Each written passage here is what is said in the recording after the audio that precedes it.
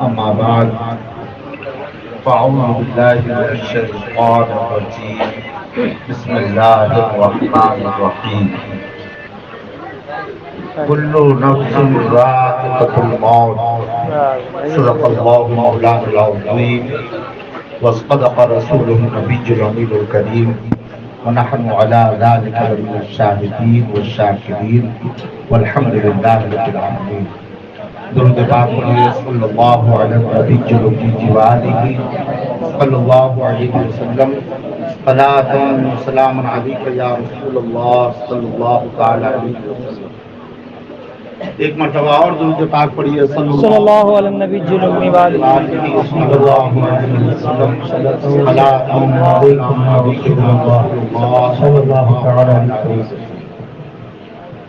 یا الہی ہر جگہ تیری عطا کا ساتھ ہو، جب پڑے مشکل شہے مشکل کشا کا ساتھ.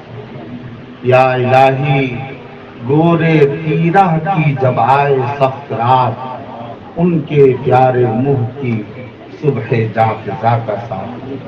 اے شافع امم شہ ذی جام لے خبر، للہ لے خبر میری، للہ لے خبر. دریا کا جوش بیڑا نہ ناؤ نہ ناخدا، دریا کا جوش بیڑا نہ ناؤ نہ ناخدا. میں ڈوبا تو کہاں ہے میرے شاہ لے خبر. آج 4 نمبر گلی میں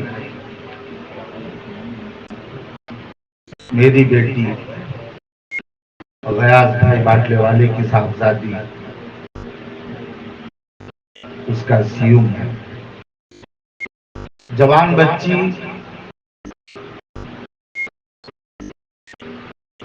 اور خوبصورت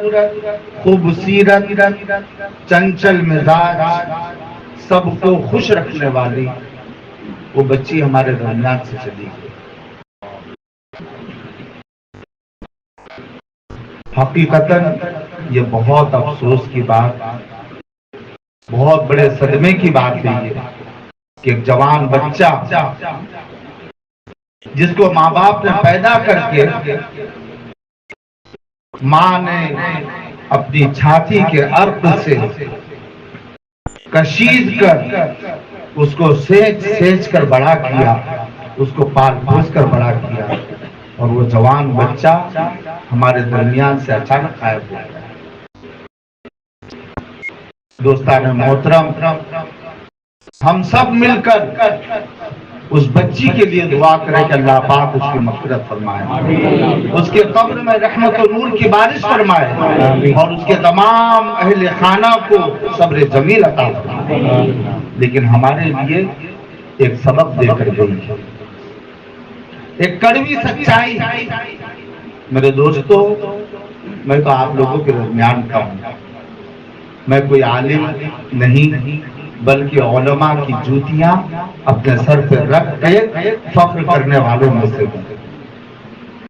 میں آپ کے درمیان کا ہوں اور اپنے دوستوں کے سامنے بیٹھ کر میں یوں سمجھ لو کہ ایک ٹیوشن کلاس اس وقت میں آپ کے سامنے پیش کر رہا ہوں.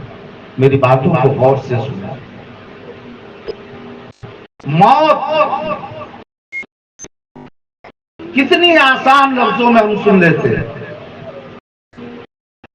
فلانے کا انتقال ہو گیا،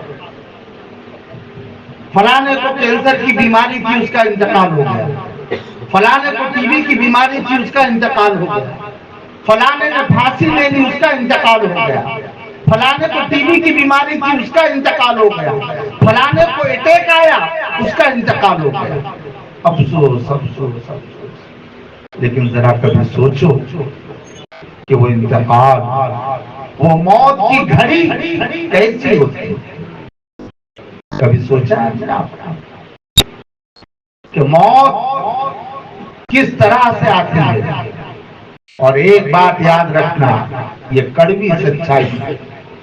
تم لاکھ زندگی کا دعویٰ کر لو، لاکھ لال قلعے بنا لو، قطب مینار بنا لو، لیکن جس دن تمہارے رزق کا پتہ گر گیا، ملک الموت تمہارے پاس پہنچ جائے گا۔ ملک الموت، موت کے فرشتے تمہارے پاس پہنچ جائے گا۔ اور جانتے ہو آج انسان کو ایک کانٹا چبھے، کانٹا، تو اس کو کیسی تکلیف ہوتی ہے، کس قدر تکلیف ہوتی ہے۔ اگر کسی انسان کا ہاتھ کٹ جائے تو اس کو کیسی تکلیف ہوتی ہے۔ اگر کسی انسان کا ہاتھ کاٹ کر اس کی ایک رگ کو کھینچا جائے تو اس کو کیسی تکلیف ہوتی ہے۔ لیکن میں آپ کو بتاؤں کہ یہ ساری تکلیفیں ہم اور آپ دیکھتے ہیں، لیکن موت کی جو تکلیف ہے وہ جس پر آتی ہے اسی کو احساس ہوتا ہے۔ فرمایا گیا کہ بال سے لے کر پیر کے ناخن تک ایک ایک روما تکلیف سے تڑپتا ہے۔ وہ چلانے کی کوشش کرتا ہے، وہ چیخنے کی کوشش کرتا ہے، لیکن درد اس قدر ہوتا ہے کہ وہ اپنی تکلیف کو بھول جاتا ہے۔ آنکھیں اوپر کو چڑھ جاتی ہیں، ہونٹ سکڑ جاتا ہے، زبان اپنی جڑ کی طرف چلی جاتی ہے، اس کو کچھ سمجھ میں نہیں آتا۔ جب روح اس کے جسم سے نکلتی ہے، ایک ایک روئے سے روح نکلتی ہے۔ ایسا نہیں ہے کہ تم نے مرغی حلال کی، چھری چلائی اور ہو گیا کام، نہیں، بلکہ پیر کے ناخن سے لے کر تو سر کے بال، تمہارے ہاتھ، تمہاری پنڈلیاں، تمہارے جان، تمہارے جسم کا ایک ایک عضو، وہاں سے روح نکلتی۔ اور بتایا گیا کہ ایسی تکلیف، اللہ اکبر، ایسی تکلیف کہ جو ہمارے اور تمہارے تصور سے باہر ہے، اسے کہتے ہیں موت۔ اور یہ ایک ایسی سچائی ہے دوست کہ جس کا ہم انکار نہیں کر سکتے۔ دنیا میں کوئی مائی کا لال یہ دعویٰ نہیں کر سکتا کہ میں اس دنیا کے اندر آیا ہوں تو اب میں کبھی نہیں مروں گا، مجھے موت نہیں آئے گی، کوئی دعویٰ نہیں کر سکتا۔ ہر کسی کو موت آنا ہے۔ ایک جوان بچی نے اپنی موت تمہارے سامنے رکھ کر تم کو بتا دیا کہ آج میں گئی، کل تمہارا نمبر۔ موت تمہارے دروازے پر بھی دستک دی۔ اب میں آپ سے پوچھوں کہ وہ موت، اس کی ہم نے تیاریاں کس قدر کی؟ یہ سارے لوگ 80% لوگ میت میں شامل تھے، لیکن میں کسی کو ذلیل نہیں کروں گا کیونکہ سب میرے اپنے ہیں، میرے دوست احباب ہیں۔ میں تمہیں سکھانے کے لیے بیٹھا ہوں کہ 80% لوگ ایسے، میرے گھر کے لوگ، جس گھر کی بچی کا انتقال ہوا اس گھر کے لوگ ایسے کہ جنازے میں شریک تو ہوئے، لیکن کاندھا دینے کے وقت میں کیا پڑھا جاتا ہے وہ ہم کو پتا ہے۔ جب ہم قبرستان پہنچے، جب جنازے کی نماز کی تیاری ہو رہی ہے تو اب کیا پڑھا جائے گا ہم اس سے واقف نہیں ہیں۔ امام نے کہا اللہ اکبر، سامنے والے کو دیکھا، آجو باجو والوں کو دیکھا، ہم نے بھی نیت باندھ لی، لیکن جنازے کی نماز میں کیا پڑھا جا رہا ہے وہ ہمیں نہیں آتا، ہم نہیں جانتے۔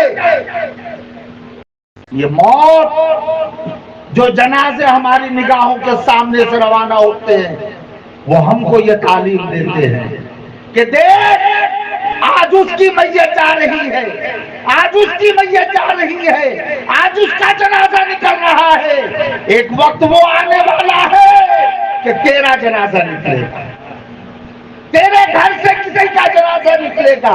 کیا تیاری کی تم نے جنازے کی؟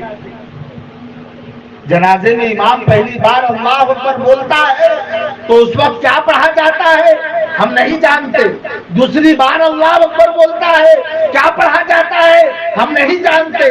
تیسری بار اللہ اکبر بولتا ہے کیا پڑھا جاتا ہے ہم نہیں جانتے. اور کیا کہا کہ ہم نے جنازے کی نماز ادا کر لی.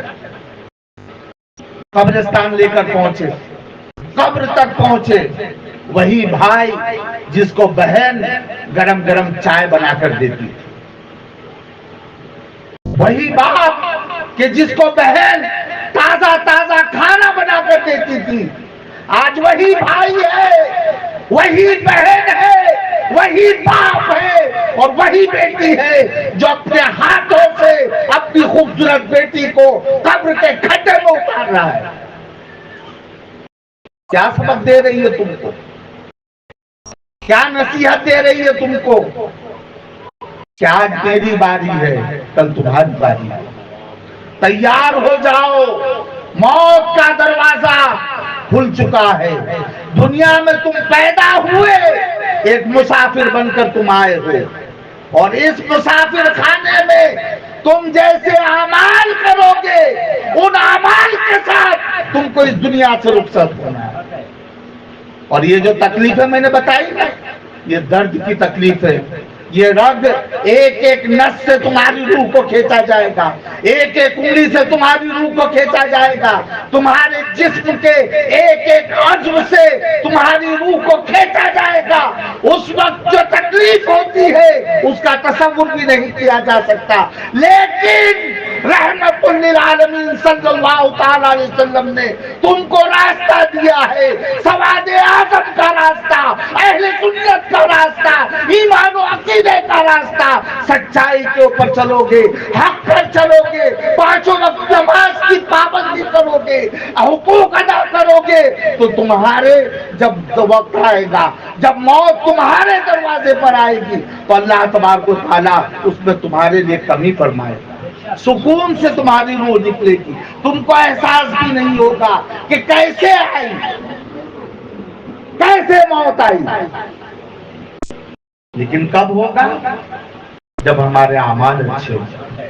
بہت افسوس کر رہے ہیں, 3 دن سے افسوس کرتے ہیں, ہمارے آنسو ہماری آنکھوں سے رکتے نہیں ہے کہ یار وہ بچی ہمارے اندر سے چلی گئی. لیکن دوستو وہ جانے والی تھی, یہ تو ایک بہانہ ہے کہ گلے میں پھندا لگا اور مر گئی. یہ بہانہ ہے. اللہ تبارک و تعالیٰ نے جس بچے کو پیدا کیا, ماں کے شکم میں جیسے ہی وہ بچہ نمودار ہوتا ہے, پروردگار عالم لوح محفوظ پر لکھ دیتا ہے کہ یہ اتنی سانسیں دنیا میں لے گا, یہ اتنے سال دنیا میں جیے گا, یہ اس طرح سے اس موت کو ہمکنار ہوگا, اس طرح سے موت اس کے قریب جائے گی, سب کچھ لکھ دیا جائے. ہم کہتے ہیں نا, ارے یار وہ کینسر کی بیماری میں اس کا انتقال ہو گیا, وہ ٹی بی کی بیماری میں اس کا انتقال ہو گیا, وہ فلانے نے زہر پی لیا تو اس کا انتقال ہو گیا. ارے وہ تو صرف بہانہ ہے, حقیقت یہ ہے کہ اس کی موت تھی اور وہ مارا گیا, مر گیا, وہ دنیا سے چلا گیا, اور تم کو یہ کہہ کر گیا کہ اب 13 نمبر ہے. آج تو مجھے دفن کرنے کے لیے آیا ہے, آج تو میرے اوپر مٹی ڈالے گا, آج تو میری لاش کے اوپر برگے لگائے گا, آج تو مجھے دفن کر رہا ہے.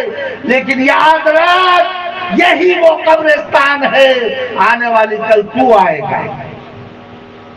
تو میرا بھائی ہے, تو میرا چاچا ہے, تو میرا باپ ہے, تو میرا رشتہ دار ہے, ساری محبت ایک طرف رہ گئی, سارے کعبے ایک طرف رہ گئے. کیا ہوا؟ دفن کر دیا. کس نے دفن کیا؟ دشمنوں نے دفن نہیں کیا. مٹی کس نے پھینکی؟ دشمن نہیں آئے تھے, انہوں نے پھینکی جو سب سے زیادہ پیار کرتے تھے. تو دنیا سے بچی رخصت ہوئی, تم کو سبق دے کر گئی, تم کو سبق دے کر گئی کہ اب بھی وقت ہے, جاگنا ہو جاگ لے، افلاک کے سائے تلے حشر تک سونا پڑے گا، خاک کے سائے تلے۔ سبحان اللہ، بے شک۔ یاد رکھو دوستو، موت اس سے کوئی بچنے والا نہیں۔ آج ہم بنگلے بنانے کی فکر کرتے ہیں، آج ہم گھر میں ایئر کنڈیشن لگانے کی فکر کرتے ہیں، آج ہم اپنے گھروں کو عیش و عشرت سے سجانے کی کوشش کرتے ہیں، ہر وہ ممکن کوشش ہم کرتے ہیں، اور خواب راتوں کو منگے لال کے دیکھتے ہیں کہ کاش اتنے کروڑ روپے میرے پاس آ جائے تو میں صبح اٹھ کے تاج محل بنا دوں۔ لیکن یاد رکھو، یہ سب دھرا کے دھرا رہ جائے گا، سب دنیا میں رہ جائے گا، کوئی چیز تم اپنے ساتھ لے کر نہیں جاؤ۔ اور جن کے لیے تم مر رہے ہو، مجھے بتایا نا کہ جن کے لیے تم اپنی جان دینے کے لیے تیار ہو، وہ خود تمہیں اپنے ہاتھوں سے دفن کرے گا۔ اب تمہارے ساتھ کیا آئے گا قبر میں؟ تمہارے اعمال آئیں گے، تمہارے اعمال آئیں گے۔ طلب العلم فریضۃ علی کل مسلم و مسلمہ، علم کا طلب کرنا ہر مسلمان مرد و عورت پر فرض ہے۔ کل تم میدان محشر میں یہ کہہ کر بچ نہیں سکتے کہ اللہ میں نہیں جانتا تھا۔ اس وقت رب کی ربوبیت، رب کی قہاریت تم کو جواب دے گی کہ 4 نمبر گلی کے اندر کسی گنہگار نے تم کو سکھایا تھا کہ اپنے اعمال کی تیاری کرو۔ اس بات کی گواہی تمہارے سامنے پیش کی جائے گی کہ تم نے قبر کے لیے کیا تیاری، تمہارے اعمال کیسے ہیں۔ رسول اللہ صلی اللہ علیہ وسلم نے فرمایا، بہت پتے کی بات کہہ رہا ہوں، اگر یہ چاہتے ہو کہ جو بچی اس دنیا سے گئی ہے وہ بچی جنت کے باغوں میں سیر کرے، تو قسم خدا کی اس محفل میں بیٹھے ہوئے میں سے ایک عمل کر لینا، اس بچی کی مغفرت ہو جائے گی۔ میں تم کو بتاتا ہوں، اللہ کے رسول صلی اللہ علیہ وسلم فرماتے ہیں کہ داڑھی منڈا، داڑھی کو منڈانے والا، داڑھی کو حد شرع سے کم رکھنے والا میدان محشر میں اٹھایا جائے گا تو اس وقت اس کی شکل سور کی طرح سے ہوگی اور اس کا جسم بندر کی طرح سے ہوگا۔ سمجھ میں آ رہی ہے بات کیا کہہ رہا ہوں میں؟ اب بتاؤ، بچی نے مر کر تم کو قبرستان لے جا کر جو تم کو تعلیم دی کہ ایک دن تم کو بھی اس قبر میں آنا ہے، اب تم بتاؤ کہ رسول اللہ صلی اللہ علیہ وسلم نے فرمایا کہ اس قبر سے جب تم اٹھو گے، اگر تمہارے چہرے پر داڑھی نہیں ہے تو تمہارا چہرہ سور کی طرح سے اور تمہارا جسم بندر کی طرح سے ہوگا۔ اب بتاؤ کہ تم کیا چاہتے ہو؟ سور کی شکل میں اٹھنا چاہتے ہو یا بندر کی شکل لے کر اٹھنا چاہتے ہو، یا یہ چاہتے ہو کہ میں رسول اللہ کی رحمت کے ساتھ دنیا سے جاؤں؟ قبر میں جب لٹایا جاتا ہے، جب تم نے بچی کو دفن کیا اور دفن کرنے کے بعد جب تم وہاں سے 40 قدم گئے تو 2 فرشتے آئے، انہوں نے آ کر تم سے سوال کیا، مر رب کا، تیرا رب کون ہے؟ وہ سب بہت بڑی داستان ہے، اگر وہ سناؤں گا تو رونگٹے کھڑے ہو جائیں گے، لیکن میں اپنی بات پیش کرنا چاہتا ہوں، اس لیے شوق میں بتا رہا ہوں۔ تم سے پوچھا جائے گا، مر رب کا، تیرا رب کون ہے؟ اگر تم ایمان والے ہو تو فوراً جواب دو گے کہ ربی اللہ، میرا رب اللہ ہے۔ دوسرا سوال ہوگا تم سے کہ ما دینوں کا، تیرا دین کیا ہے؟ تو تم ایمان والے مسلمان ہو، فوراً جواب دو گے دینی الاسلام۔ تیسرا سوال ہوگا ما کنت تقول فی ھذا الرجل، اللہ اکبر۔ اس وقت اللہ کے رسول صلی اللہ علیہ وسلم تمہارے سامنے ہوں گے اور ان کی طرف فرشتے اشارہ کر کے پوچھیں گے کہ ان کے بارے میں تو کیا کہتا تھا۔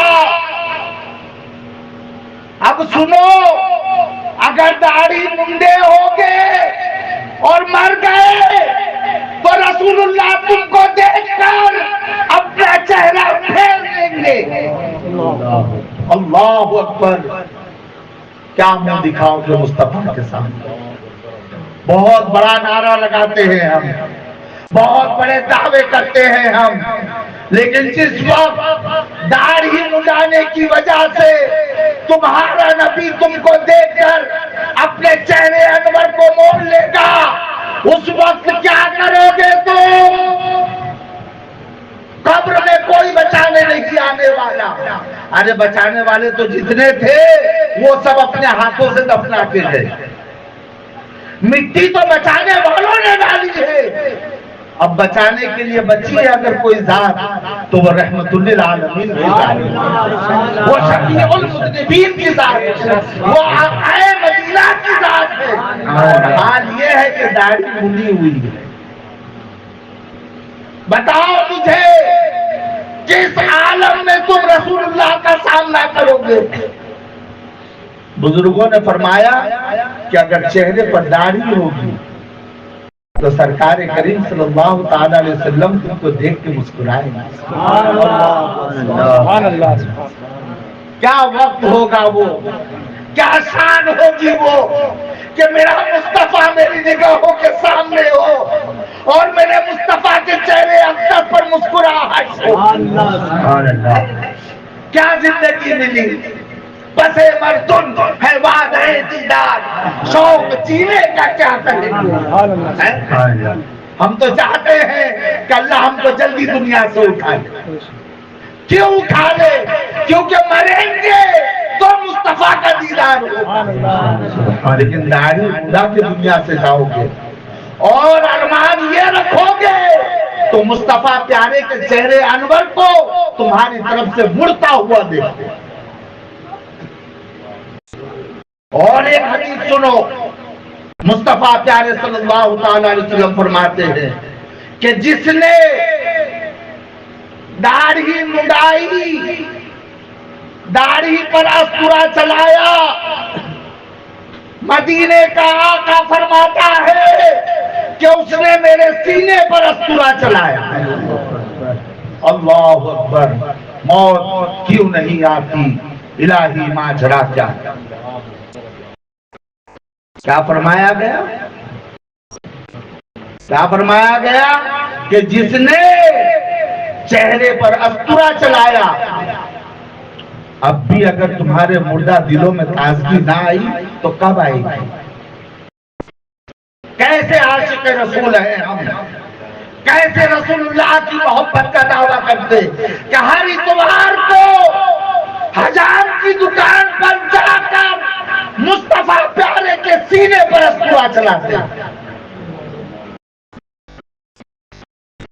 تو کہنے کا مطلب یہ ہے کہ جانے والی بچی چلی گئی دنیا سے، لیکن ہم کو اور آپ کو ایک دعوت دے کر گئی، اس کا ایک ایک منظر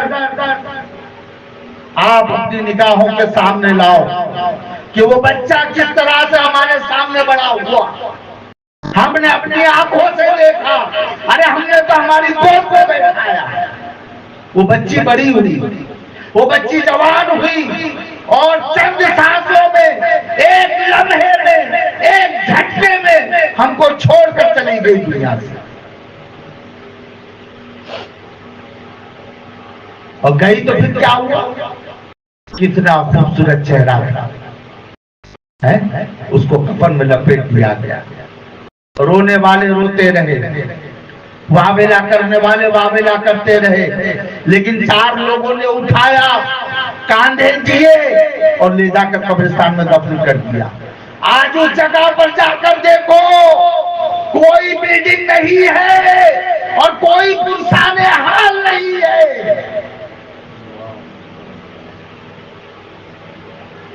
اور دفنانے کا وقت بھی رات کا تھا، تاکہ تم یہ بھی دیکھ لو کہ دروازے پر قبرستان پہ کھڑے ہو کر خالی اتنا تصور کر بیٹا، رات کی تاریکی میں قبرستان کے دروازے پر کھڑے ہو کر صرف یہ تصور کر کہ ایک دن مجھے اس قبر میں آنا ہے۔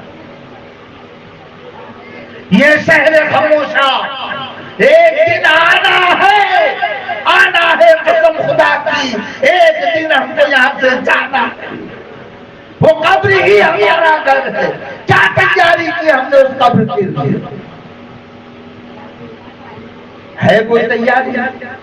مؤذن اذان دیتا ہے۔